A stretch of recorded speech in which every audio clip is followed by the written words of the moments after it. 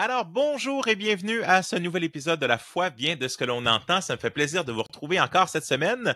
Mon nom est Jean-Sébastien Morin et cette semaine, on va regarder une question qu'un ami m'a posée, un collègue qui m'a posé la question, est-ce que tu as du matériel sur la question de, par exemple, la sexualité, pourquoi attendre le mariage? Alors, en réfléchissant, en regardant, j'avais fait quelques podcasts, là, questions-réponses, là, à la suite de mon passage à X21 avec la jeunesse et les jeunes adultes que vous pouvez trouver dans les notes là, de ce podcast.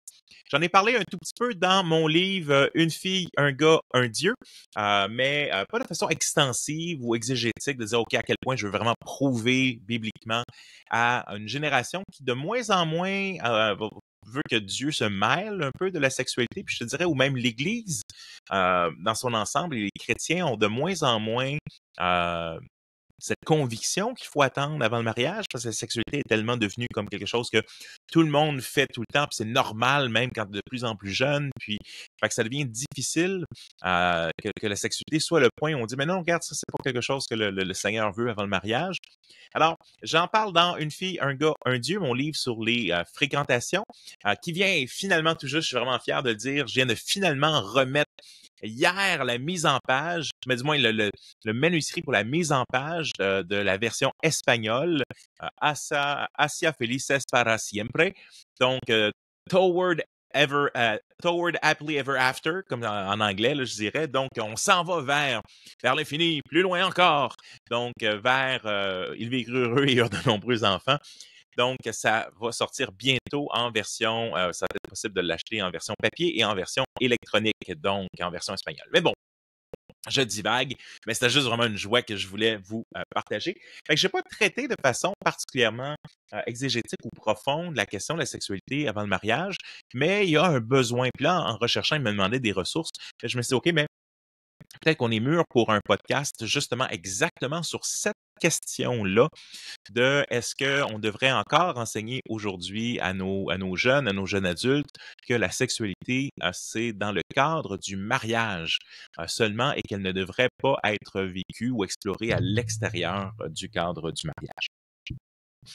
Fait que comment est-ce qu'on démêle une telle question? Eh bien, je pense qu'une des premières choses à mettre, du moins un premier axiome, un premier présupposé, c'est que bien sûr, je crois que la Bible est la parole infaillible de Dieu, que la Bible est le livre que Dieu a donné à l'humanité où on retrouve sa volonté. Comment est-ce que je fais pour connaître la volonté de Dieu? Mais sanctifie-nous par ta parole est la vérité, nous dit Jésus en Jean 17. Fait à quelque part, les gens peuvent pas dire Dieu m'a parlé, que ça dit quelque chose de contraire à la Bible. Si les gens veulent connaître la volonté de Dieu, il faut ouvrir ce livre-là et il faut bien l'interpréter aussi, bien sûr, parce qu'on va dire facilement, ah oui, mais ça, un texte hors de son contexte devient un prétexte, et c'est vrai, mais il y a des règles d'interprétation. Puis il y a aussi des règles par rapport à où est-ce que ça se trouve dans l'histoire de la rédemption. On va voir là, dans les textes qu'on va regarder, on va aussi regarder dans l'Ancien Testament, puis on va voir en quoi, qu'est-ce qui s'applique dans qu'est-ce qui est dit, puis en même temps, qu'est-ce qui ne s'applique pas et pourquoi. Donc, il y a une méthode quand on interprète, particulièrement parce qu'il y a différentes alliances. Il y a l'ancienne et la nouvelle alliance. Et il y a deux testaments, l'ancien et le nouveau. Et donc, il y a un changement d'alliance entre l'ancien et le nouveau. Il y a des choses qui étaient concernées uniquement pour les Juifs dans l'Ancien Testament. Mais il y a quand même des principes qui nous reviennent aussi. Puis le Dieu qui a écrit, Dieu est le même, Dieu ne change pas. Et celui qui a écrit l'Ancien Testament et qui a demandé des standards de sainteté au peuple d'Israël, demande aussi des standards de sainteté au peuple de Dieu dans la Nouvelle Alliance. D'autant plus que nous avons accès au Saint-Esprit, à Dieu le Saint-Esprit qui vient faire sa demeure en nous. Nous sommes le temple du Saint-Esprit. Nous ne nous appartenons plus à nous-mêmes. Nous avons été rachetés à un grand prix. C'est pourquoi ne faites pas de vos membres l'objet d'un péché, mais dans le fond, utilisez vos membres, votre corps pour la gloire de Dieu. On va voir ça en 1 Corinthiens, chapitre 6, si je ne me trompe pas. Et donc, première chose, la Bible est la parole de Dieu. On a un slogan Semper Reformanda, qui vient de la Réforme, qui veut dire comme Semper Fi, toujours fidèle, mais Semper Reformanda, toujours réformé par rapport à l'Écriture. Donc, nous croyons que sola scriptura infaillibilis, seule l'Écriture est infaillible, et l'Écriture est l'autorité finale en termes d'action et de doctrine. Donc, nous devons nous tourner à ceci. Et c'est pas parce que la Bible date de 2000 ans en arrière, qu'elle n'est pas pertinente pour aujourd'hui ou qu'elle n'a pas des choses à nous dire. Il y aura des sujets aussi différents, c'est-à-dire que il faut faire une différence entre une pratique culturelle, par exemple, on va le voir avec le port du voile, par exemple, dans 1 Corinthiens, où, oui, dans l'époque de Paul, le port du voile était important et considéré pour les femmes dans certaines, dans les communautés chrétiennes et tout ça. Mais on va voir, l'apôtre Paul lui-même va nous demander de considérer l'argument du voile et voir si, évaluez ça vous-même et puis voyez si ça fait pas du sens l'argument que je fais. Pourquoi? Parce qu'il y avait un élément contextuel, culturel, où dans notre culture, porter le voile serait probablement un obstacle à l'Évangile, mais est-ce que le principe qui est derrière le port du voile peut être repris? Fait que des fois, il y a des éléments culturels comme ça, effectivement, mais la sexualité n'est pas du domaine culturel, c'est du domaine créationnel. Et donc, sur ça, sur la sexualité, on va le voir, par exemple, il y a des règles dans l'Ancien Testament au point de vue légal, criminel, qui étaient là, qui ne sont plus pour nous aujourd'hui, mais le principe moral de qu'est-ce que Dieu pense, puis par rapport à la moralité et à ne pas, dans le fond, c'est quoi les limites que le Seigneur donne à la sexualité, eh bien ça, l'Écriture le dit clairement et ce n'est pas des choses, ah, mais ça, de toute façon, c'est pas trop grave, tout comme le mariage, par exemple. Alors, ça, c'était mon premier point de dire, on part avec la Bible. Parce qu'en bout de ligne, si tu me dis, ah, mais de toute façon, je m'en balance de la Bible, ben, tu peux pas vraiment dire que tu es un chrétien ou que tu te considères un chrétien si tu dis, moi, je veux pas rien savoir de la Bible. Parce que quand la Bible parle, Dieu parle. Quand la Bible parle, c'est Jésus qui parle. Fait que, des fois, on va dire, ah, mais là, il faut aller chercher le principe. Ah, mais Jésus, c'est l'amour. L'amour est le principe. Aimer Dieu, aimer les autres. Puis là, ben, sexualité, c'est d'aimer bien du monde. C'est ce qui est dit aujourd'hui, mais la réalité, c'est que ben, celui qui m'aime obéit à mes commandements. On le voit en Jean 14, 21, notamment, ça vaut la peine, je tourne rapidement, Jean 14, 21. C'est un bon rappel de... faut faire attention de ne pas ramener Jésus à un principe comme l'amour ou des choses comme ça. Donc, Jean 14, 21. Celui qui a mes commandements et qui les garde, c'est celui qui m'aime. Celui qui m'aime sera aimé de mon Père, et moi aussi je l'aimerai et je me ferai connaître à lui. Donc, il y a un lien entre aimer Dieu. Tu sais, dire aimer Jésus, là, c'est obéir à ses commandements. On le fait imparfaitement, mais c'est pour ça qu'on a besoin du pardon de Dieu. C'est pour ça qu'on est pardonné par Dieu et que Jésus est venu mourir sur la croix. Mais nous avons Dieu, le Saint-Esprit, qui est un de ses buts, c'est de nous donner, de nous rendre semblables à Jésus-Christ, mais aussi de nous donner la capacité de dire non au péché. Alors, celui qui m'aime, c'est celui qui garde mes commandements. Donc, c'est quoi aimer Dieu? Ben, je peux pas dire, mais moi, je dis j'aime Jésus, mais poup, la Bible, tasse-toi, mon oncle. Moi, je veux vivre ma vie comme je veux. Comme Jésus a dit, pourquoi m'appelez-vous Seigneur, Seigneur, et ne faites-vous pas ce que je vous demande? On peut pas mettre Jésus de côté et dire, moi, je suis encore chrétien. Non, non, tu peux pas dire. Chrétien, c'est suivre Jésus, c'est être un petit Christ, c'est devenir comme Jésus. C'est un padawan de Jésus pour devenir un Jedi, un maître Jedi, puis d'avoir d'autres padawans avec nous. Alors, c'est la première chose, la Bible, et une attitude de dire, Seigneur, peu importe ce que tu vas me demander, peu importe ce que la culture autour de moi est, je vais suivre ce que tu me demandes. Et donc, il faut commencer avec ça. Et si la Bible n'est pas claire, ben, la Bible n'est pas claire sur certains sujets, mais si la Bible est claire, ben, la Bible est claire. Puis c'est là que, à ce moment-là, ben, qu'est-ce qu'on a besoin d'enseigner à nos jeunes adultes, à nos enfants? Ben, c'est les commandements de Dieu. Puis voici ce que Dieu pense de la sexualité. Voici comment Dieu voit le mariage. Voici comment Dieu t'amène à avoir une saine sexualité. Donc, ces questions-là sont super importantes. Et c'est pourquoi, sans plus tarder, nous allons tourner dans la Bible. Je lis ici dans la seconde 21. Je lirai tout à l'heure dans la Nouvelle Bible seconde pour parler sur un verset en particulier. Mais quand même, voilà. Bon, il faut que j'enlève mes lunettes. Je suis rendu à l'âge où on doit enlever les lunettes des fois quand on essaie de lire plus petit. Alors, 1 Thessaloniciens, chapitre 4, donc c'est une lettre où l'apôtre Paul a parlé du retour du Seigneur. Il y avait beaucoup de questions sur, bon, qu'est-ce qui va arriver? Est-ce que la fin du monde s'en vient? Est-ce que Jésus va revenir? Etc. Mais il va les encourager aussi, même si Jésus revient bientôt, à vivre d'une manière qui est digne du Seigneur et à marcher dans la sainteté. Voici ce que Paul dit à ceux qui sont dans l'Église. Alors, 1 Thessaloniciens, chapitre 4, à partir du verset 1. Maintenant donc, frères et sœurs, vous avez appris de nous comment vous devez vous conduire et plaire à Dieu. Et c'est ce que vous faites. Première chose intéressante, c'est un mensonge de dire « Ah, mais on n'a pas besoin de plaire à Dieu parce que Jésus est mort sur la croix, puis il a déjà accompli tout ça à la croix, puis dans le fond, on plaît déjà à Dieu parce que quand Dieu nous regarde, il voit Jésus. » Il faut faire attention de ne pas mélanger la justification, la déclaration juste sur la base de notre foi avec le fait que notre vie de tous les jours peut plaire ou déplaire à Dieu, même qu'on est chrétien, même qu'on a été racheté par le sang de Jésus. Et ici, donc, il dit, vous avez appris de nous comment vous devez vous conduire et plaire à Dieu. Donc, il y a une façon, ma vie peut plaire à Dieu, Dieu peut prendre plaisir à mon obéissance. Pas l'obéissance pour gagner des mérites, mais l'obéissance de la foi. Donc, j'en parle assez souvent, vous savez de quoi je parle. Sinon, allez voir ma série sur Galates, l'Évangile au masque de fer sur notre chaîne YouTube. La foi vient de ce que l'on entend. D'ailleurs, je viens de faire un rebranding. C'était sur missionnel.org avant, qui est aussi notre site web où on trouve nos diverses ressources. Mais le branding, la foi vient de ce que l'on entend, était plus facile pour être trouvé et ça rassemblait un peu le branding des différentes choses que l'on fait. Alors, sur YouTube, la foi vient de ce que l'on entend. La série sur Galates, si c'est nouveau pour toi d'avoir tu sais, il y a deux sortes d'évangiles. Il y a l'évangile desperado. L'évangile, on n'a pas besoin d'absolument rien faire, on n'a pas besoin d'aucune transformation. Jésus a tout fait, amen. Et tu as l'évangile babylien qui est, oh, je dois essayer de gagner mon salut de gagner le ciel par gagner mon salut par mes œuvres, par mes mérites. Il faut que je gagne la faveur de Dieu pour ça. C'est deux faux évangiles, mais il y a un véritable évangile où nous sommes sauvés sans nos mérites. Nous sommes sauvés par les mérites du Christ seul, par le Christ seul, mais il nous transforme. Et la vie chrétienne, Dieu, le Saint-Esprit vient dans notre cœur. On a un spirit-fueled, spirit-powered life. Et on doit marcher et marcher par l'Esprit. Vous n'accomplirez pas les désirs de la chair, ou encore dans Galates 5.16, ou encore dans Éphésiens 5.18. Soyez continuellement remplis par le Saint-Esprit. Donc, c'est important d'avoir un évangile où le Saint-Esprit est au cœur et où la transformation aussi est au cœur. Alors, ici, vous avez appris de nous comment vous devez vous conduire et plaire à Dieu, c'est ce que vous faites.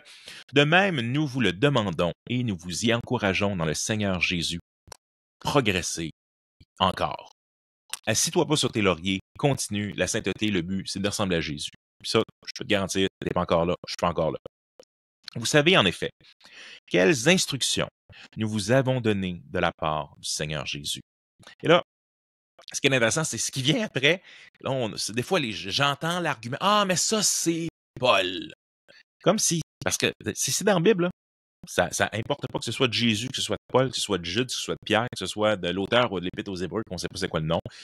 C'est dans la Bible. Mais ici, malgré tout, ça le dit juste ici, vous savez en effet quelles instructions nous avons données à la part du Seigneur Jésus. Fait qu'ici, il est en train de dire Jésus, il est entièrement d'accord avec ce que je vais dire après.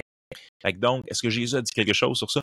Jésus en a dit des choses sur ça, puis ici, l'apôtre Paul va le formuler d'une façon qui va être extra claire. Verset 3, ce que Dieu veut. Tu peux pas avoir ça plus clair que ça, là. Voici ce que nous avons reçu du Seigneur Jésus, ce que Dieu veut, qui nous a été donné par Jésus. C'est votre progression dans la sainteté. C'est que vous vous absteniez de l'immoralité sexuelle. C'est que chacun de vous sache garder son corps dans la consécration et la dignité, sans le livrer à la passion du désir comme les membres des autres peuples qui ne connaissent pas Dieu. C'est que personne dans ce domaine ne fasse de tort à son frère ou à sa sœur ou ne porte atteinte à ses droits, parce que le Seigneur fait justice de tous ses actes, comme nous vous l'avons déjà dit et attesté. En effet, Dieu ne nous a pas appelés à l'impureté, mais à la consécration. Celui donc qui rejette ses instructions ne rejette pas un homme, mais Dieu qui vous a aussi donné son Saint-Esprit. L'apôtre Paul ici, écoute, tu peux pas dire en lisant ce passage-là que Paul y invoque là, Dieu le Fils et le Saint-Esprit dans le même passage. Voici les instructions du Seigneur Jésus. Ce que Dieu veut et le Saint, si tu rejettes ce que je te dis, c'est pas moi que tu rejettes, c'est Dieu et le Saint-Esprit. Attache avec la broche, comme on dit en bon québécois. Et donc, regardons un peu. Ce que Dieu veut, c'est votre progression dans la sainteté et contrasté particulièrement avec quoi? C'est que vous vous absteniez de l'immoralité sexuelle. Tu as, par exemple, je crois, regardons, ça vaut la peine dans la Nouvelle Bible second, même passage. La volonté de Dieu, c'est votre consécration. Abstenez-vous de l'inconduite sexuelle, que chacun de vous sache prendre femme dans la consécration et l'honneur, sans se livrer aux passions du désir comme le font les nations qui ne connaissent pas Dieu. Je crois que la Darby, quand il va dire ne vous livrez pas à l'immoralité sexuelle, va traduire ne vous livrez pas à la fornication, qui est essentiellement coucher ensemble à l'extérieur des liens du mariage. Ce qui est intéressant ici, c'est que littéralement, c'est que chacun de vous sache garder son corps.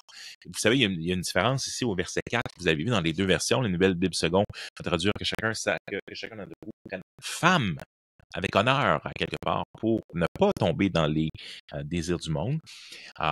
C'est que dans le grec, il y a une notion, il faut prendre soin de son propre vase. Et là, l'idée, le mot vase, c'est ce qui veut, est-ce qu'il signifie femme dans le contexte ou il signifie son propre corps. Dans les deux cas, on s'abstient de l'immoralité sexuelle, on s'abstient de la fornication et on doit, à quelque part, honorer Dieu au travers de notre sexualité. Et ici, comme la Nouvelle Bible seconde le traduit, une des façons d'éviter l'immoralité sexuelle, mais c'est, je le relis ici, abstenez-vous de l'inconduite sexuelle, que chacun de vous sache prendre femme dans la consécration et l'honneur. Et ce qui est intéressant, c'est qu'il parle ici que si on ne le fait pas, c'est que personne dans ce domaine, verset 6, ne fasse du tort à son frère ou à sa sœur, comme nous l'avons déjà dit attesté. Pourquoi? Parce que quand on couche avec une autre personne à l'extérieur du cadre du mariage, on fait du tort à nous-mêmes, à l'autre personne, à son honneur de l'autre personne. Vous allez voir que le thème de l'honneur revient dans l'Ancien Testament aussi. Et nous, on est dans une culture qui n'est pas une culture d'honneur. Par exemple, la culture japonaise a encore une culture d'honneur beaucoup plus forte où si le fils a fait quelque chose qui déshonore la famille, bien, on se détache du fils un peu ou des choses comme ça. Donc, l'honneur et l'honneur du nom de Dieu aussi, ça, c'est vraiment important. Donc, beaucoup dans la Bible est écrit dans une culture d'honneur et ce Dieu est un Dieu d'honneur aussi, puis il nous invite à marcher de manière honorable et à faire honneur au nom de Dieu. Quand, dans l'Ancien Testament, David va commettre l'adultère avec Bathsheba, le prophète, je pense que c'est le prophète Samuel qui vient lui dire « Par ton agissement, tu as donné des munitions aux ennemis de l'Éternel dans le fond, pour entacher son nom. » Donc, il y a un aspect où, et on le voit avec tous les scandales sexuels qui existent autant dans l'Église catholique que dans l'Église évangélique ou avec les preachers américains ou tout ça, quand ça sort, ben, ça déshonore en grand le nom de Dieu, ça discrédite le nom de Dieu, parce que la sexualité, c'est une des choses où la société a quand même une impression que le christianisme, la foi chrétienne croit des choses particulières, puis se restreint sur certaines choses par rapport à la société. Fait que ça clash quand on déshonore le nom de Dieu de ce côté-là. Fait que, super intéressant. Fait que ce passage commence finalement à dire, en bout de ligne, ce que Dieu veut, c'est ta progression dans la sainteté, puisque tu t'abstiens de la fornication, de l'immoralité sexuelle, donc la sexualité à l'extérieur des liens du mariage. Et pourquoi? Et que chacun, dans le fond, sache prendre femme avec honneur. Et dans la consécration, dans la sainteté. Donc, grosso modo, il dit, mais c'est quoi la solution à l'immoralité sexuelle? Ben, c'est le mariage. On va voir exactement la même chose dans 1 Corinthiens 7. Il dit, ben, je préférerais que vous restiez célibataires, mais mieux vaut se marier que de brûler en désir insatisfait. Et donc, et ne vous privez pas sexuellement l'un de l'autre afin de ne pas être tenté par le diable. Donc, il y a quand même une notion, puis ça, il faut reconnaître ça aussi, c'est que dans une société où les gens se marient de plus en plus loin, c'est sûr, si tu te maries à 35 ans, le défi là, d'être chaste pendant un autre, tu sais, à partir de 15 ans, la sexualité, le drive est déjà là. Fait que c'est sûr que, bon, j'ai un 15-20 ans devant moi, mais ça semble beaucoup moins réaliste que quand tu te maries au début de la vingtaine, aux alentours de la vingtaine. Fait que veux pas, mais là, ici, ça dit clairement, ben, si tu as des luttes plus grandes au niveau de la sexualité, si t'es pas capable d'être chaste, que tu vas déshonorer le nom du Seigneur, ben, marie-toi. Puis trouve quelqu'un pour te marier. Mais la solution, c'est pas va coucher à gauche et à droite, c'est pas grave. Donc ici, on a un Thessaloniciens, chapitre 4, c'est très clair. Il dit non, ce que Dieu veut, c'est votre sanctification en contraste avec l'immoralité sexuelle et la fornication. La solution, que chacun d'entre vous trouve une femme ou un mari, dans ce cas-ci, avec honneur et consécration, et parce que vous blessez les uns les autres et vous déshonorez le nom de Dieu. Et si vous n'êtes pas d'accord avec ça, c'est avec Dieu que vous n'êtes pas d'accord, et et même le Saint-Esprit quelque part que vous rejetez, et les enseignements du Seigneur Jésus. Donc, ça commence fort, ça commence clairement, mais on peut continuer quand même en tournant en Hébreu, chapitre 13, où il nous donne une série de recommandations sur comment vivre la vie chrétienne.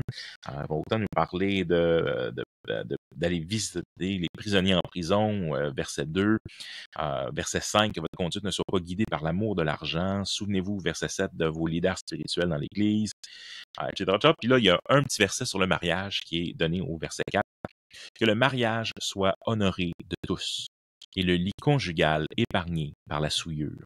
Ceux qui se livrent à l'immoralité sexuelle et à l'adultère, Dieu les jugera. Point, après ça, il passe à autre chose. Donc, que le mariage soit honoré de tous. Essentiellement, tous sont invités, à part ceux qui restent célibataires. Mais le mariage, et comment on l'honore, et le lit conjugal épargné par la souillure. Et l'infidélité, et dans le fond, encore une fois, la fornication ou la sexualité hors mariage, c'est aussi une façon de déshonorer la future personne avec qui on va être. Ça déshonore Dieu, ça déshonore nous-mêmes, ça déshonore la personne avec qui on va être. Et c'est clairement un commandement de Dieu. Il dit, ceux qui se livrent à l'immoralité sexuelle et à l'adultère, Dieu les jugera. Ça fait partie, c'est un péché. Donc, en bout de ligne, et il y a un jugement qui vient avec, particulièrement juste sur tout le monde, je veux dire, il y a un jugement global qui vient à la fin des temps. Mais la question, puis elle vient parfois, c'est est-ce que je peux vivre, tu sais, je suis un jeune adulte, puis bon, je touche avec ma copine, puis je vis en union libre, puis je sais que Dieu veut pas vraiment ça, mais bon, garde, on suit le fil là, puis hop, c'est pas elle que je vais marier, mais bon, c'est un peu difficile, là, puis on continue. De la même manière qu'il y a d'autres personnes qui sont pas mariés, sont divorcés. Ouais, puis dans le fond, ben bon, parce que je suis divorcé, ben de toute façon, ben là, la Bible semble pas être super jojo sur l'idée de me remarier si je me suis divorcé. Donc ça, c'est une autre question. Mais là, ils disent, mais tant qu'à faire, ben tout bad, c'est bon. Comme je peux pas rentrer dans les standards de Dieu, mais autant aller coucher à gauche puis à droite, puis avoir des relations ici et là. Fait que, ben, est-ce que je peux vivre dans ce mode de vie-là, puis penser que je peux être sauvé pareil? Parce que ben là, je suis pas sauvé par les œuvres. Oui, mais c'est parce que les fruits de l'esprit que tu montes dans ta vie démontrent peut-être que tu passes à côté de la traque et que t'es pas un chrétien. Et c'est là qu'on va voir qu'est-ce que la Bible dit. Mais ici, il dit clairement, mes adultères, Dieu les jugera. Tu peux pas persévérer dans l'adultère. David, il s'est repenti. Mais il n'aurait pas pu persévérer et Dieu l'a jugé durement. Là, son fils, son premier fils est décédé du suite de cet adultère-là avec Bathsheba dans l'Ancien Testament. Fait qu'ici, clairement, ben non, c'est pas quelque chose, la fornication et l'immoralité sexuelle et l'adultère, c'est pas des choses que le Seigneur voit légèrement. On peut tourner en Éphésiens chapitre 5. Éphésiens chapitre 5 commence avec un verset qui est assez puissant au niveau du standard que Dieu s'attend de nous. Éphésiens, à cause justement que le Saint-Esprit est dans nos vies, on va le voir, verset 18, ça va être continuellement rempli l'Esprit, mais verset 1, soyez donc les imitateurs de Dieu. Homme. Puisque vous êtes ses enfants bien-aimés, et vivez dans l'amour en suivant l'exemple de Christ qui nous a aimés et qui s'est donné lui-même pour nous comme une offrande et un sacrifice dont l'odeur est agréable à Dieu. Fait que ça commence à dire, ben, suis Jésus, imite Dieu, sois à l'exemple de Jésus-Christ, c'est à cause du Saint-Esprit qui est dans ta vie, le verset 18. Et là, ça continue. Là, ça tombe sur la question de l'immoralité sexuelle, que l'immoralité sexuelle, l'impureté sous toutes ses formes, ou la soif de posséder ne soit même pas mentionnée parmi vous, comme il convient à des saints. Qu'on n'entende pas de paroles grossières, de propos stupides ou équivoques, c'est inconvenant, mais plutôt des paroles de reconnaissance. Vous le savez bien, en effet, aucun être immoral, impur ou toujours désiré de posséder plus, c'est-à-dire idolâtre, n'a d'héritage dans le royaume de Christ et de Dieu. Encore là, pif, un passage là assez intense. Que l'immoralité sexuelle ou l'impureté sur toutes ses formes. Lui, il émet tout. Tout ce qui est à l'extérieur. Puis là, on peut rentrer ici autant toutes les déviations sexuelles, mais aussi la pornographie, que ce soit la convoitise. On a un ensemble de choses qui est ici. Que l'immoralité sexuelle, l'impureté sous toutes ses formes et la soif de posséder, il parle quand même aussi de d'autres choses, ne soient même pas mentionnées parmi vous. C'est au point de dire, là, c'est même pas « Hey, moi, je touche avec ma blonde. » C'est pas juste le fait de le faire, c'est même pas de le mentionner, de le réfléchir, de le penser, que l'immoralité sexuelle ne soit même pas mentionné parmi vous. C'est à ce point-là. Là. Puis, faites-en pas une joke. Parce que c'est pas une joke. C'est ça qu'il est en train de dire. Ça convient pas à des saints. Qu'on n'entend pas de paroles grossières ou de propos stupides ou équivoques. On dit même dans ta bouche. Et fais attention à ce que tu dis. Fais attention à ce que tu regardes aussi, mais fais attention à ce que tu dis. Puis, est-ce que même tes paroles font des hints d'immoralité sexuelle? C'est pas évident, c'est clair. Vous le savez bien. En effet, aucun être immoral, impur ou désiré de posséder plus, c'est-à-dire idolâtre. Parce que toutes ces choses-là comme l'idolâtrie, la sexualité dans notre société est une idolâtrie. C'est quelque chose qu'on fait passer avant Dieu. On fait même passer c'est notre bonheur. Si t'as pas ça, là, c'est identitaire. Tout passe. C'est une idolâtrie. Dans le fond, les gens vont voir aujourd'hui leur identité de genre, comment ils font leur sexualité, la place de la sexualité dans leur vie, comme étant un Dieu. Puis c'est de l'idolâtrie. Mais ici, ça nous dit clairement, vous le savez bien, aucun être immoral, impur ou toujours désireux de posséder plus, c'est-à-dire idolâtre, notre héritage dans le royaume de Christ et de Dieu. Que personne ne vous trompe, verset 6, par des paroles sans fondement, car c'est pour cela que la colère de Dieu vient sur les hommes rebelles. N'ayez donc aucune part avec eux. Car si autrefois vous étiez ténèbres, maintenant vous êtes lumière dans le Seigneur. Conduisez-vous comme des enfants de la lumière. Le fruit de l'esprit consiste en effet en toutes sortes de bonté, de justice et de vérité. Discernez ce qui est agréable au Seigneur et ne participez pas aux œuvres stériles des ténèbres, mais démasquez-les plutôt. En effet, ce que les hommes font en secret, il est même honteux d'en parler. Mais tout ce qui est démasqué par la lumière apparaît clairement, car tout ce qui est apparu ainsi est lumière. Fait essentiellement, le texte est clair, encore une fois. Fait que si tu me poses la question, immoralité sexuelle dans le cadre, le mariage soit honoré de tous, comme en hébreu. Et là, après ça, là, on va tomber plus spécifiquement. Qu'est-ce qui est entendu? T'as plus loin dans Éphésiens 5, en 31. On est toujours dans le même passage. Ça parle de la relation entre l'homme et sa femme.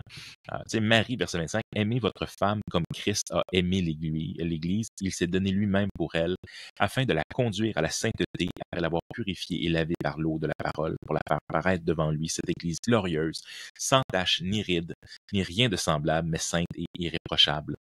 C'est ainsi que les maris doivent aimer leur femme comme leur propre corps. Celui qui aime sa femme s'aime lui-même. En effet, jamais personne n'a détesté son propre corps. Au contraire, il se nourrit et en prend soin, tout comme le Seigneur le fait pour l'Église. Parce que nous sommes les membres de son corps, formés de sa chair et de ses os. C'est pourquoi l'homme quittera son père et sa mère, s'attachera à sa femme, et les deux ne feront qu'un. Ce mystère est grand, je dis cela par rapport à Christ et à l'Église, du reste que chacun de vous aime sa femme comme lui-même et que la femme respecte son mari. Donc, il y a plusieurs choses qui est là. Mais ce qui est intéressant, c'est que ça cite le passage de Genèse, que Jésus citera aussi en Matthieu 19.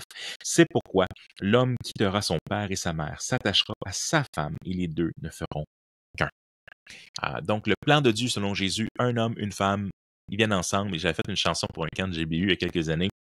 L'homme quittera son père et sa mère, oh, et il fera avec elle une seule chair. Avez-vous besoin d'un dessin? Ouais, je sais pas si ça rentre dans un propos inconvenable, là, mais l'idée ici, c'est que le mystère de l'homme et la femme qui deviennent un est relatif et reflète même la Trinité, le Christ et l'Église et la Trinité, le Père, le Fils et le Saint-Esprit qui sont un aussi. Et donc, ce qui est intéressant, c'est que tout le long, il cite ce passage, c'est pourquoi l'homme quittera son père et sa mère, ou qui, dans la Genèse, certains vont argumenter, mais tu sais, dans la Genèse, il dit ça, mais il n'y a pas de mariage. Je pourrais donc avoir être marié sans avoir une cérémonie de mariage, parce qu'on ne voit pas une cérémonie de mariage dans la Genèse. Mais ici, l'apôtre Paul nous dit quoi? C'est quoi la solution après? C'est pourquoi l'homme quittera son père et sa mère. Il parle du mari puis des femmes avant et tout de suite après. Du reste que chacun de vous aime sa femme. Donc, il parle des gens mariés, essentiellement. Fait que pour lui, dans l'Écriture, les gens, dans quel cadre se passe la sexualité? Dans quel cadre est-ce que tu deviens un? Mais c'est dans le cadre du mariage. Ben là, ça change quoi, tu sais, que j'aille passer devant le maire pour un mariage civil ou que j'aille passer devant un mariage religieux. Bon, bang, bang, bon, I do, je le veux, vous êtes maintenant mari et femme. Ben, de la même manière que le baptême, par exemple, ben, il n'y a pas rien de magique dans l'eau elle-même, mais c'est ce qu'on appelle un acte performatif. C'est à quelque part, quand on passe par les eaux du baptême, mais on professe l'Évangile, puis on dit, ben, je prends la décision de suivre Jésus, puis il y a cette promesse que nous sommes lavés de nos péchés, pas que l'eau elle-même fait ça, mais c'est le symbole qui vient avec. Mais de la même manière, le mariage, c'est qu'on prend un engagement, une alliance de vin, qui est un principe qu'on voit dans l'Écriture à maintes reprises. On fait une alliance avec une seule autre personne. Je vais aimer cette personne et aucune autre. Et je renonce à toutes les autres. Euh, pour avoir une relation particulière, et la sexualité, dans ce sens, est le privilège de l'alliance. Et donc, c'est une conception importante de l'avoir. C'est la raison pour laquelle, souvent dans la tradition baptiste historique, il faut être baptisé, donc être dans l'alliance visible, afin de pouvoir prendre la première communion et ensuite la communion de façon régulière. C'est pas juste les catholiques qui avancent cette idée. Tu l'as chez les luthériens, les presbytériens, les baptistes historiques. Cette idée, à quelque part, que ben, la Sainte Seine, qui est la communion, donc une communion plus proche, et le privilège d'une alliance qui est par l'acte, par exemple, du baptême. Mais de la même manière, il y a la sexualité, qui est un acte de communion profonde entre deux personnes, et le privilège d'une alliance qui est performée lors du mariage. On peut avoir diverses façons de se marier culturellement. La Bible inculture le mariage, c'est quelque chose qui est demandé dans l'ensemble des cultures et tout ça. Puis il y a des cultures et des coutumes un peu différentes, mais le principe de se marier devant Dieu, devant les hommes, lui, demeure. Alors, le Nouveau Testament lui-même est assez clair sur la question. Euh, je pense qu'on pourrait aller aussi dans une autre direction, puis regarder qu'à quelques reprises, il y a des gens qui servent le Seigneur qui sont des vierges. Pourquoi est-ce qu'on parle des vierges dans le Nouveau Testament? Souvent même le mot est un peu changé parce qu'on n'en parle pas beaucoup de façon comme ça aujourd'hui. Mais par exemple, en Acte 21, verset 9, on va voir les filles de Philippe, l'évangéliste, qui vont prophétiser. On peut commencer avec le verset 8. Nous sommes repartis le lendemain pour Césarée. Là, nous sommes entrés chez Philippe, l'évangéliste, qui était l'un des 7, et nous avons logé chez lui. Il avait 4 filles vierges qui prophétisaient. Nous étions là depuis plusieurs jours lorsqu'un prophète du nom d'Agabus, etc., etc. Et donc, il y a 4 jeunes filles vierges, c'est-à-dire qui ne sont pas encore mariées, qui n'ont pas encore eu de relations sexuelles. Tu as la même chose en 1 Corinthiens 7, quand ça parle de se marier, puis qu'est-ce qui arrive si un père, parce que dans une culture où des fois le père donnait la fille en mariage ou tout ça, va parler, mais qu'est-ce qu'on fait avec ceux qui sont vierges, puis est-ce qu'on peut quand même les donner en mariage, est-ce qu'on pêche, parce qu'on dit que le célibat est préférable, mais en même temps, tu pêches pas si tu te maries ou tu pêches pas si tu donnes ta fille à marier, nous dit 1 Corinthiens 7, mais il nous parle du contexte, donc des vierges aussi. Même chose en Apocalypse 14, on est dans un livre symbolique, bien sûr, mais quand même, les symboles qui y sont quand même importants. Et on voit en Apocalypse chapitre 14, donc ça nous parle un peu des 144 000. Et il chantait un cantique nouveau, donc 14.3, il chantait un cantique nouveau devant le trône, devant les 4 êtres vivants et les anciens. Personne ne pouvait apprendre ce cantique excepté les 144 000 qui avaient été rachetés de la terre. Ce sont ceux qui ne se sont pas souillés avec des femmes, et en effet, ils sont vierges. Ils suivent l'agneau partout où il va. Ils ont été rachetés d'entre les hommes comme la première part réservée à Dieu et à l'agneau, qui ne s'est pas trouvé de mensonge dans leur bouche, car ils sont irréprochables. Fait que quand même intéressant, dans l'histoire du christianisme, on a souvent donné aux moines ou donné aux gens qui se mettaient à part pour le service de Dieu. On voit que les femmes ou les veuves qui décident de servir le Seigneur dans 1 Timothée 6 plutôt que de se remarier, par exemple. Paul encourage en moins, s'ils sont jeunes, à se remarier, c'est parce que, bon, pour les éviter les tentations et tout ça. Mais il y a cette idée des vierges qu'on voit au ciel et qui, semble-t-il, ont une place réservée. Ce sont eux qui ne sont pas souillés avec des femmes. Bien sûr, ici, c'est pas que le mariage se souille par le mariage, c'est pas le cas, mais il y a quand même une on voit quand même dans l'Écriture, ici, à quelque part, où le célibat est quand même encouragé, puis est vu comme un certain sacrifice qui est fait. Et quand même, ici, ils suivent l'agneau partout où il va. Ils ont été rachetés d'entre les hommes comme la première part réservée à Dieu et l'agneau. C'est comme, à quelque part, ces gens-là ont effectivement une classe à part. Et donc, la Bible ne nous en dit pas grand-chose, mais la Bible nous dit quand même que ce qu'on voit ici, c'est que le fait d'être vierge, par exemple, c'est-à-dire ne pas avoir eu de relation sexuelle, est quand même un bonus, dans le sens un plus, par exemple, pour ceux qui décident de suivre Dieu. Il doit y avoir une bénédiction spéciale qui vient avec, dans le sens que la grâce du célibat est donnée à certaines personnes. Certains ont la grâce du célibat, d'autres ont la grâce de se marier. Mais c'est juste pour dire que la Bible mentionne à quelques reprises dans le Nouveau Testament cette idée d'être vierge et l'importance.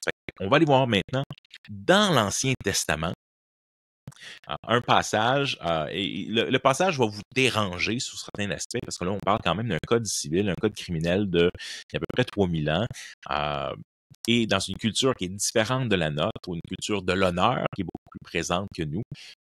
Et donc, souvent, les textes de l'Ancien Testament sont essentiellement les 10 commandements, comme donc tu ne commettras pas d'adultère, dans lesquels on va rentrer, tu ne rentreras pas d'infidélité, tu ne rentreras pas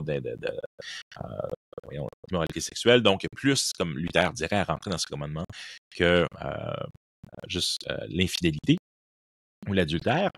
Mais on a comme décliné, ça veut dire quoi en tant que société, et une société où il y a quelque chose d'important de ne pas se laisser, puis le péché, on le voit avec Ananias et Saphira dans Actes chapitre 5, on va voir que Dieu voit que le péché peut corrompre facilement d'autres.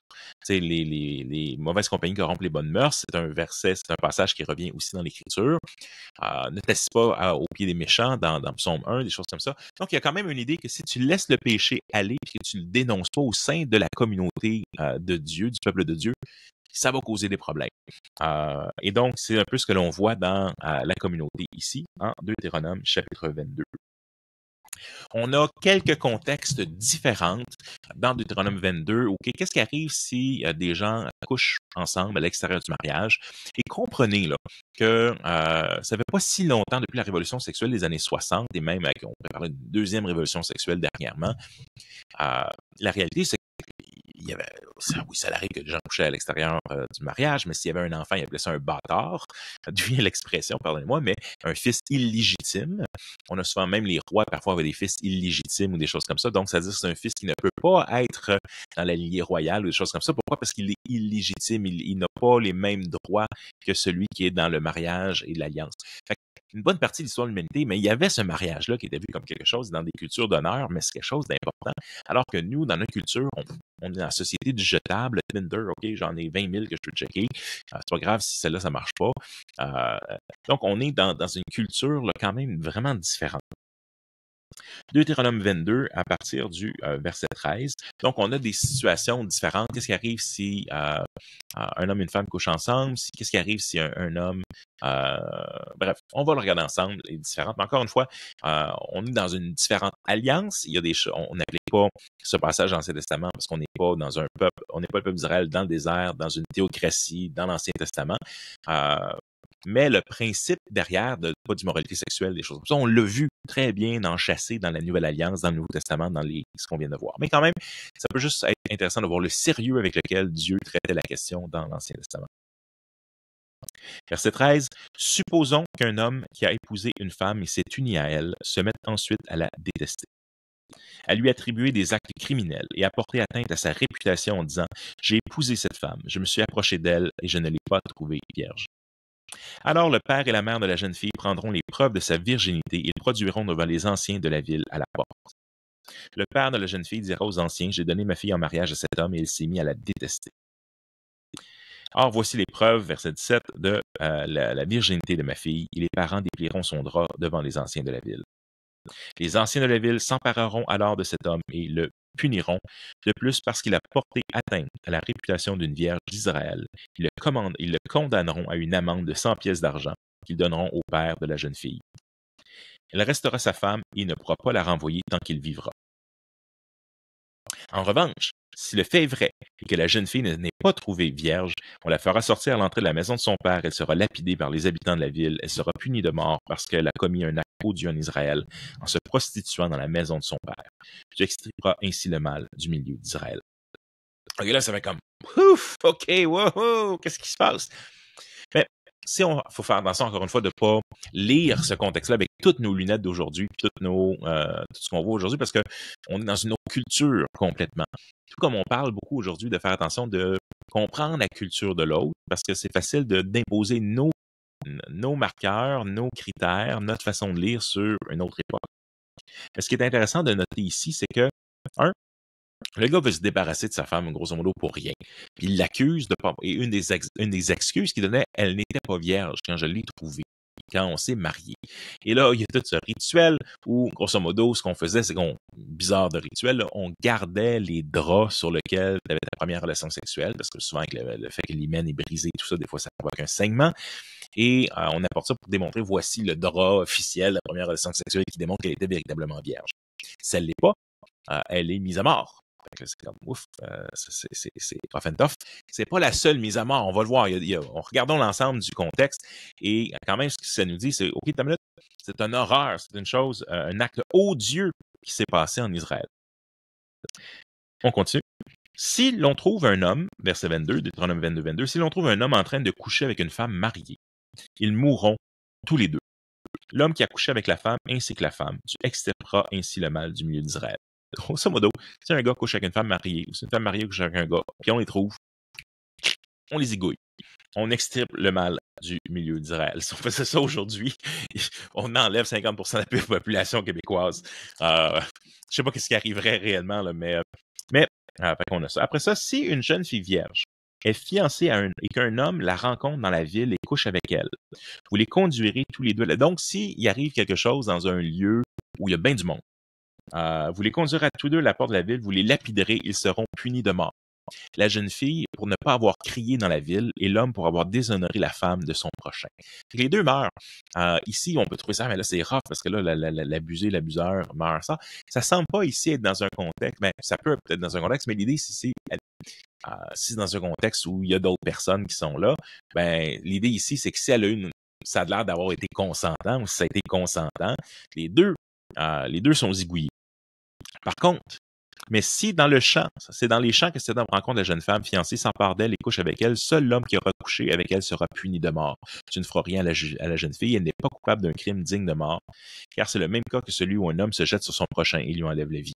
Fait qu'ici, c'est pas une culture, c'est pas en train d'encourager le viol, pas du tout, là, comprenez-moi bien. Ici, au contraire, si la personne est violée, le gars va mourir. Fait que les violeurs meurent dans ce contexte-ci. Ici, c'est dans ce contexte où, en bout de ligne, ben, les deux le font, puis ils se font prendre, puis elle n'a pas dit non, ben, ça rentre encore dans un cas d'adultère. Ça continue. Si un homme, verset 28, rencontre une jeune fille vierge non fiancée, s'empare d'elle et couche avec elle qu'on vienne aller surprendre, l'homme qui aura couché avec la jeune fille donnera 50 pièces d'argent au père de celle-ci, puis s'il n'est pas marié. De plus, parce qu'il l'a déshonorée, il la prendra pour femme et ne pourra pas la renvoyer tant qu'il vivra. OK, là, ça nous... On vit dans une culture où on choisit nos conjoints. Il me semble que je voudrais pas... encore ici, c'est davantage... Je pense pas qu'on ait parlé... je pense pas qu'on... Ici, on a cette idée de viol ou d'obligé de marier son violeur. Là, ça serait étrange. Mais il y a quand même donc cette notion d'honneur qui est très, très, très, très, très forte. Et ici, mais dans le fond, ça revient à dire, ben, si tu couches avec quelqu'un avant le mariage, ben, à quelque part, ben, as-tu une responsabilité de marier cette personne-là? C'est là que, pastoralement, et c'est là que, bon, comment est-ce qu'on applique ces concepts-là de l'Ancien Testament? Non, je ne crois pas qu'on devrait lapider les adultères aujourd'hui. Par contre, on voit dans Jean 8, par exemple, Jésus vient se faire présenter un couple qui s'est fait prendre en ville. Puis, devrait-on... fait qu'on a quand même... On peut le lire, ça vaut la peine, c'est un des passages les plus connus même de la Bible. Les non-chrétiens connaissent souvent même ce passage-là en Jean chapitre 8. et c'est intéressant, comment est-ce que Jésus a fait par rapport à ce passage de l'Ancien Testament qu'on vient de lire? Euh, Jésus se rendit au mont des Oliviers, mais dès le matin, il revient dans le temple en Jean 8, et tout le temple et le peuple s'approcha de lui. Il s'assit, se mit à les enseigner. Alors les spécialistes de la loi et les pharisiens amenèrent une femme surprise en train de commettre un adultère.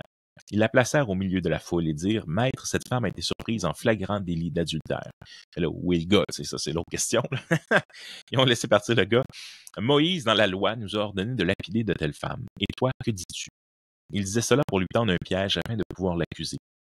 Mais Jésus se baissa et se mit à écrire avec le doigt sur le sol. Comme il continuait à l'interroger, il se redressa et leur dit: celui d'entre vous qui est sans péché, le premier jette la pierre contre elle.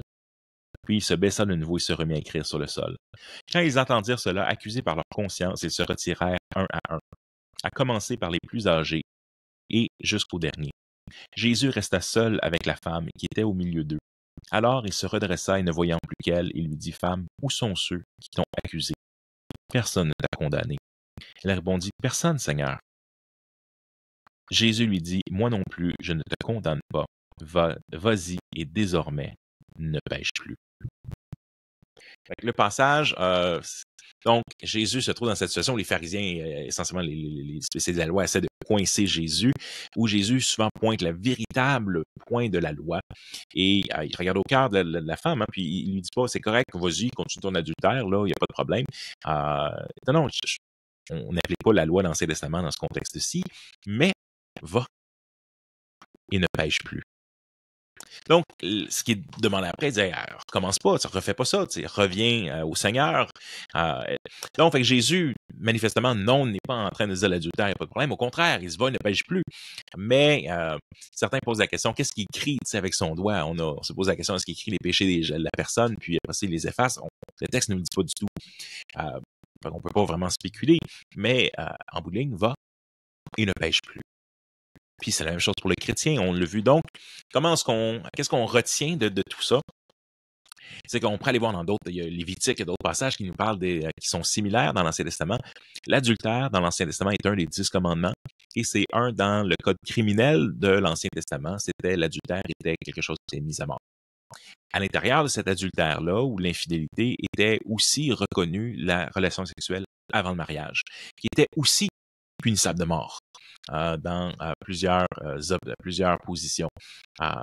Nous ne sommes plus dans le Nouveau Testament, nous ne sommes plus dans l'Ancienne Alliance, mais il reste que ces choses-là sont encore punissables de mort dans le sens où, comme dans Romains 1, ça nous dit, par exemple, les actes sexuels, l'immoralité et tout ça, mais non seulement on les fait, mais on les approuve chez les autres, malgré que l'apôtre Paul nous dirait qu'ils sont punissables de mort devant Dieu, en bout de ligne, mais le salaire du péché, c'est la mort. Puis on va tous mourir, puis on mérite tous la mort éternelle loin de Dieu. On a besoin de se repentir de nos péchés pour avoir la vie éternelle gratuitement dans le sacrifice de Jésus sur la croix.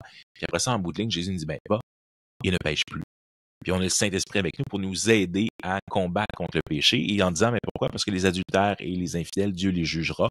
Il n'y a personne, comme on est en Éphésiens, il n'y a personne qui, en bout de ligne, l'immoralité sexuelle ou l'adultère ou comme mode de vie qui va rentrer dans le royaume de Dieu et de Christ. Ça nous donne quand même l'importance de dire: non, regarde, c'est un sujet qui est vraiment important. Je pense que j'aimerais terminer en donnant un contre-argument. Des fois, on a besoin, un contre-argument en philosophie, c'est qu'on prend un argument semblable à la situation pour nous aider à comprendre ou à remettre en question quelque chose. J'aimerais prendre le contexte du polyamour ou de l'échangisme, par exemple. Le polyamour, j'ai vu même un livre à la bibliothèque passer, le polyamour et pourquoi pas. Donc, il fait l'argumentation. Je n'ai pas lu encore, mais je pense que je vais jeter un coup d'œil dessus, pas par intérêt personnel, mais pour répondre à ces questions-là, justement.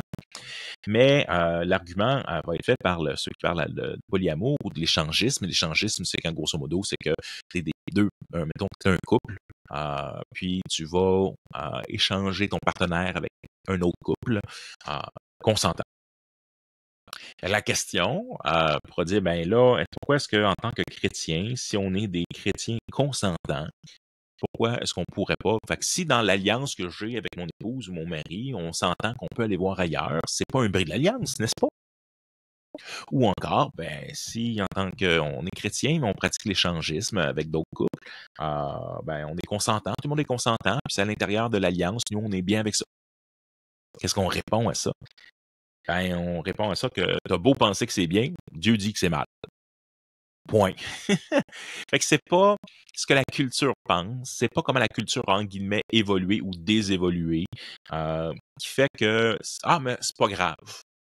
Fait que oui, on pourrait penser qu'à cause que tellement de jeunes gens qui ne se marient pas, puis que c'est même pas dans leur culture, puis que souvent on parle pas beaucoup du mariage dans l'Église non plus, ben c'est pas parce que de la culture c'est pas populaire de se marier ou c'est pas populaire d'attendre au mariage pour vivre la sexualité.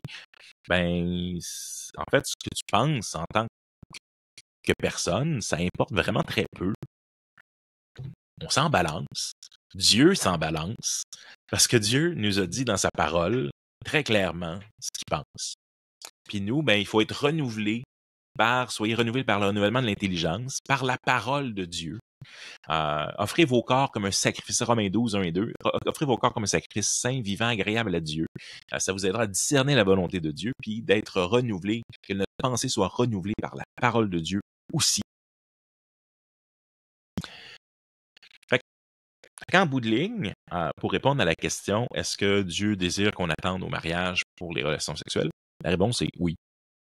Point. L'argument culturel marche juste pas. Pourquoi? Parce que sinon, on pourrait argumenter, mais on peut essayer le polyamour, on peut essayer l'échangisme, parce que de toute façon, si on l'accepte et qu'on est ouvert à l'intérieur de ça, tigidou, ben non. Peu importe ce que la culture pense, mais c'est ce que Dieu pense prime avant, et Dieu pense très clairement, ce qu'il dit est très, très, très, très, très, très, très, très clair. Après ça, il y a plein de réflexions, par contre, ou plein de questions qui viennent, et là, c'est des questions qui sont peut-être plus difficiles à répondre, dans ce sens, bon, ben, est-ce qu'on doit appliquer ce qu'on voit dans l'Ancien Testament, c'est que si la personne couche avec quelqu'un d'autre, ce qui doit la marier, ou si la personne a couché avec 4 personnes différentes, laquelle la marie. C'est des questions pastorales où je crois pas que non, vous êtes liés. Ouais. Oui, vous êtes liés dans ce sens où l'apôtre Paul va nous dire qu'à chaque fois qu'un homme et une femme couchent ensemble, il y a un aspect spirituel, mystique qui arrive. C'est pas juste des corps qui se frottent ensemble, il y a un aspect spirituel, puis on se brise. Il y a un prédicateur, un conférencier qui donnait cette image-là, il dit, ben, quand les deux sont un, quand tu soudes quelque chose, puis après ça, tu le dessoudes, mais des fois, il reste des morceaux, finalement, d'un bord et de l'autre. Puis c'est un peu le cas, c'est que tu amènes avec toi les morceaux des différents partenaires que tu as eus par la suite. Puis, il y a un aspect de comparaison aussi qui vient, qui s'insère dans ton couple, de dire, ben là, c'était mieux avec l'autre personne avant, ou même des fantasmes qui reviennent, ou des choses comme ça. Donc, il y a un ensemble de désavantages. Par contre, je vous dirais que, bon, si la personne s'est convertie, ça repart un peu d'une certaine manière, des fois, un slate, là, ça remet la slate peut-être à blanc un peu plus facilement. Mais le chrétien qui a désobéi, par exemple, le chrétien qui désobéit à Dieu, couche avec une fille non chrétienne, est-ce qu'il est obligé de la marier? C'est là qu'on va argumenter pastoralement, mais où il y a une réflexion à t'asseoir avec tes anciens, les pasteurs de l'Église, puis à dire, bon, qu'est-ce que je fais dans cette situation-là? Ces deux désobéissances font pas two wrongs don't make it right. Ça annule pas. Fait qu'à quelque part, est-ce que je vais faire un deuxième mauvais choix parce que j'ai fait un premier mauvais choix?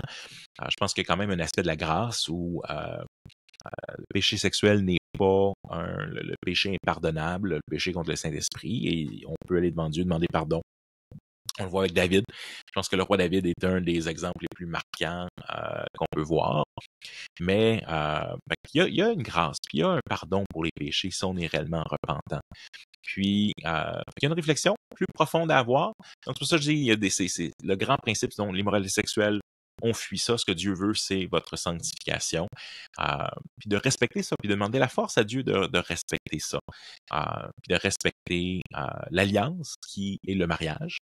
Puis oui, ça fait partie de la volonté de Dieu. Alors, écoutez, on a traité plein de choses. Je suis sûr que ça va susciter plein de questions, plein d'autres choses.